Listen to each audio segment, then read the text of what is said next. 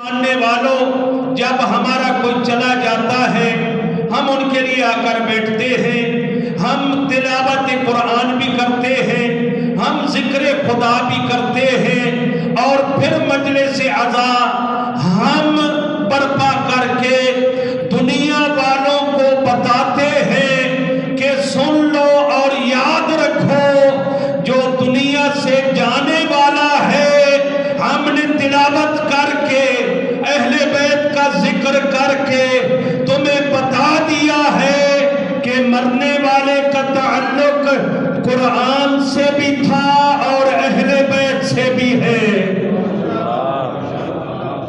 ہم یہ اعلان کرتے ہیں۔ اور پھر ایک اور چیز ہے، آپ نے غور فرمایا ہوگا علی کے ماننے والے تو بڑے ذہین ہوتے ہیں، ہر بات کو جلدی سے درک بھی کر لیتے ہیں۔ آپ نے غور کیا ہے لوگوں کے ہاں یا تو مرنے والے کے لیے تلاوت بھی نہیں ہوتی، اگر تلاوت ہوتی ہے قرآن کی تو ذکر اہل بیت نہیں ہوتا ہے۔ ہم ذکر اہل بیت ساتھ کرتے ہیں، پہلے تلاوت قرآن کر کے پھر ذکر اہل بیت کر کے دنیا والوں کو بتاتے ہیں کہ یاد رکھو جو رسول نے فرمایا تھا انی تارکن فیکم الثقلین کتاب اللہ و عترتی اہل بیتی، دنیا والوں تمہارے درمیان دو چیزیں چھوڑ کر جا رہا ہوں، ایک کا نام قرآن ہے، دوسری کا نام اہل بیت ہے۔ ہم قرآن کی تلاوت کر کے اہل بیت کا ذکر کر کے بتاتے ہیں کہ رسول کے فرمان پہ ہم نے عمل کیا ہے۔ کوئی دنیا والے ہیں نا قرآن کو لے لیا اور حسبنا کتاب اللہ کا نعرہ لگانے والے اسی پہ باقی رہ گئے کہ قرآن ہمارے لیے کافی ہے، اس نعرہ سے متمسک ہو گئے لیکن فرمان رسول یاد نہ رہا۔ توجہ ہے نا؟ یہ تو ایسے نسیان کے مریض ہیں، توجہ ہے نا میری طرف آپ لوگوں کی؟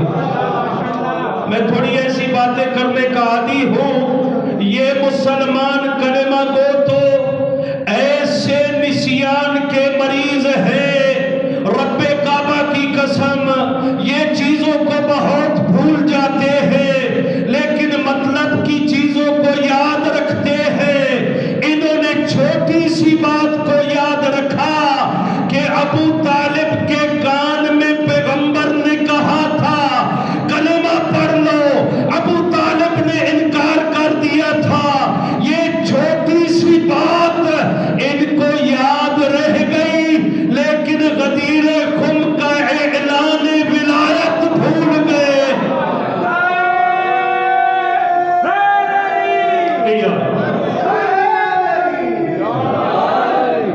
بھائی ایسے ٹوٹا ہوا نعرہ میں نہیں سنتا نعرہ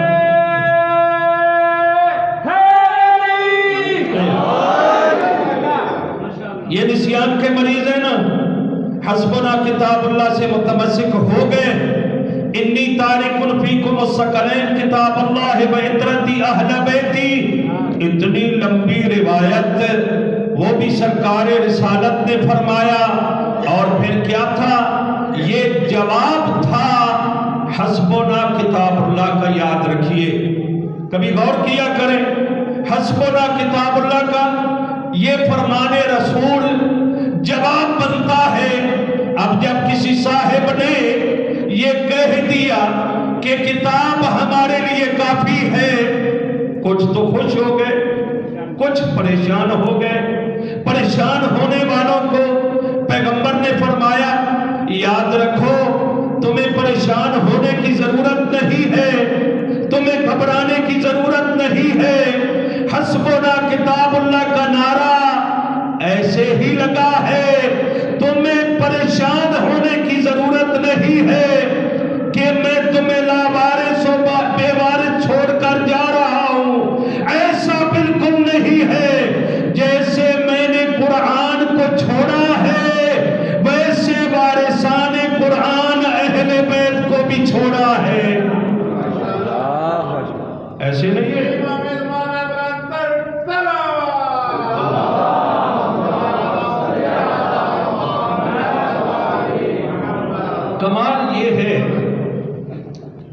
اگر پاکستانی دستور آپ کے سامنے آ جائے، کتاب آ جائے، یہ پاکستانی قانون ہے، لا ہے، پوری کتاب بنی ہوئی، جعفری صاحب توجہ ہے نا، آ جائے، ہر بندہ اس کو پڑھ کر نہیں سمجھ سکتا ہے، ایسا ہی ہے یا نہیں؟ اللہ یہ کہ جو اختصاص رکھتے ہو اس بات میں، قانون کو جانتے ہو، شک نمبر فلاں ہے، شک نمبر فلاں ہے، وہ پڑھ کر مطالعہ کر کے آگے سمجھا سکتے ہیں۔ ہر انسان مجھ جیسا آدمی نہیں سمجھ سکے گا، حتیٰ اس کے جو الفاظ ہیں اس کو سمجھنا ہی مشکل ہے۔ ذرا پاکستان کے قانون کو جاننے کے لیے اس کے لیے مقنن اور قانون دان کا ہونا ضروری ہے۔ حسبنا کتاب اللہ کہنے والے، تجھے کیا معلوم کہ قانون خدا قرآن کیا ہے؟ جب عام قانون سمجھ نہیں آتا ہے تو قانون خدا اہل بیت کے بغیر کیسے سمجھ آئے گا؟ اس کو سمجھانے کے لیے بھی کچھ قانون دانوں کی ضرورت ہے جو اس قانون کو جانتے ہوں۔ اور اب بڑی خوبصورت بات ہے، نہج البلاغہ تو آپ جانتے ہیں، شیعان اہل بیت جانتے ہیں، ایک کتاب ہے، مجموعہ ہے مولا کائنات کے خطبات اور مکتوبات کا، یہ 3 حصوں پہ مشتمل ہے۔ یہ جملہ بھی آپ کو بتا دوں، پہلا حصہ مولا کے وہ خطبے ہیں جو مولا نے مختلف مقامات پہ ارشاد فرمائے ہیں۔ پھر اگر ہمیں مولا سے محبت ہے تو مولا کی کلام سے بھی تو محبت ہونی چاہیے۔ اور نہج البلاغہ ایسا کلام ہے جس کے بارے میں اہل سنت عالم دین نے کہا ہے علی کا یہ کلام خالق کے کلام سے نیچے ہے لیکن مخلوق کے کلام سے اوپر ہے۔ اتنی فصاحت و بلاغت اس کے اندر۔ پہلا حصہ وہ خطبات مولا کے، وہ اس میں درج کیے گئے ہیں۔ دوسرا حصہ ایسا ہے جس میں مولا نے جتنے خط بھیجے تھے، جواب دیے تھے اپنے عمال کو یا بڑے بڑے عمراء کو، مولا نے خط لکھے تھے، ان خطوط کا ذکر ہوا ہے۔ اور آخر میں مولا کے چھوٹے چھوٹے فرامین درج کیے گئے ہیں۔ کوشش کیا کرے، نہج البلاغہ پڑھا کرے۔ میرے اور آپ کے مولا نے ہماری ہر لحاظ سے مدد فرمائی ہے۔ آپ مانتے ہیں نا یا علی مدد کو؟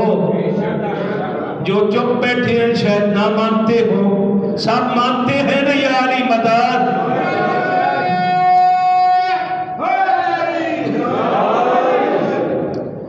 مولا نے ہماری مدد فرمائی ہے، رہنمائی فرمائی ہے۔ اللہ کو کیسے ماننا ہے، اللہ کی توحید کا کیا مطلب ہے، اللہ کی عبادت کا کیا مطلب ہے، اللہ کے افعال سے کیا مراد ہے، ذات خدا اور صفات خدا سے کیا مراد ہے، علی نے وہ بھی بیان فرمائی ہے ہمارے لیے۔ بس تھوڑی دقت کی ضرورت ہے، ٹائم تو نکالنا پڑتا ہے نا، آخر مولا کو پڑھنا ہے تو ٹائم تو نکالنا پڑے گا تاکہ سیکھ سکیں۔ پھر خطوط کا ذکر، پھر کلمات انکسار کا ذکر، یہ درمیان میں بات آ گئی، لیکن بات اور کرنا چاہتا تھا۔ اسی نہج البلاغہ کی شرح ایک اہل سنت عالم دین جو معتزلی ہے اس نے 20 جلدوں میں شرح کی ہے، 20 جلدوں پہ مشتمل ہے۔ عربی زبان میں تو ہے، میرے پاس بھی ہے، اب اردو میں ہے نہیں مجھے نہیں پتا، قبلہ تشریف فرما ہے، شاید جانتے ہو کسی نے ترجمہ کیا ہے، عربی زبان میں ہے۔ یہ ابن ابی الحدید اس شرح میں لکھتا ہے، کہاں پہ؟ جہاں پہ مولا نے قرآن کے فضائل پڑھے ہیں۔ قرآن کیا ہے، قرآن کیسا قانون ہے، قرآن کیسا ہادی ہے، قرآن کیسا رہنما ہے، علی ولی نے اس کو روشن فرمایا ہے۔ قرآن کو سوائے علی کے شاید کوئی اور نہ جانتا ہو، اس لیے کہ دنیا جانتی ہے پیغمبر